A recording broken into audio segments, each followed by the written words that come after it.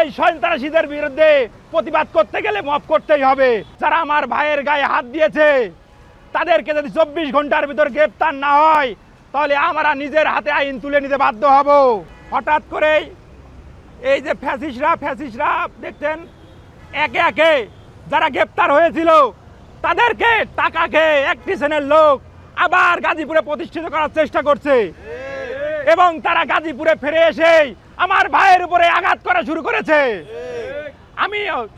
আমি পর্যটকদের বলতে চাই, যারা আমার ভাইয়ের গায়ে হাত দিয়েছে তাদেরকে যদি 24 ঘন্টার ভিতর গ্রেফতার না হয় তাহলে আমরা নিজের হাতে আইন তুলে নিতে বাধ্য হব। তখন আপনারা মিডিয়ায় বলবেন এরা মব করছে, আসলে মব ছাড়া কিছু উপায় নেই। এই সন্ত্রাসীদের বিরুদ্ধে প্রতিবাদ করতে গেলে মব করতেই হবে, মব করেই তাদের বিচার করতে হবে। আমি বলতে চাই, আমাদের গাছা থানায় একটি ফ্যাক্টরিতে শ্রমিকদের উপরে একটি দলের গুন্ডা বাহিনী তারা ইচ্ছাকৃতভাবে শ্রমিকের গায়ে হাত দিয়েছে। শ্রমিকরা তারা 3 মাস ধরে বেতন পায় না, তাদের বেতনের জন্য তারা রাস্তায় নামতে পেটের দায় রাস্তায় নেমেছে, কিন্তু দেখছি সেই শ্রমিকদের গায়ে হাত তোলা হয়েছে। এই শ্রমিকদের যদি ঈদের আগে বেতন ভাতা পরিশোধ না করা হয় আমরা তাদের সাথে দাঁড়াবো। এই বেতন ভাতা যতক্ষণ পর্যন্ত না দেবে আমরা রাস্তা ছাড়বো না ইনশাল্লাহ। আমরা শ্রমিক ভাইদের সাথে আছি।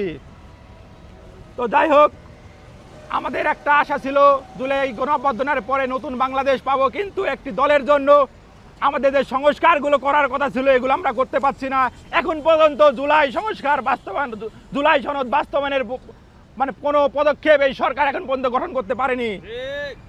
তারা বিভিন্ন বাহানায় এটা ওটা বলে এই সংস্কারকে থামিয়ে রাখতে চায়।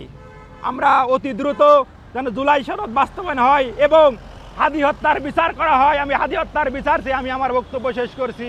ইনকিলাব জিন্দাবাদ, জাতীয় যুব শক্তি জিন্দাবাদ।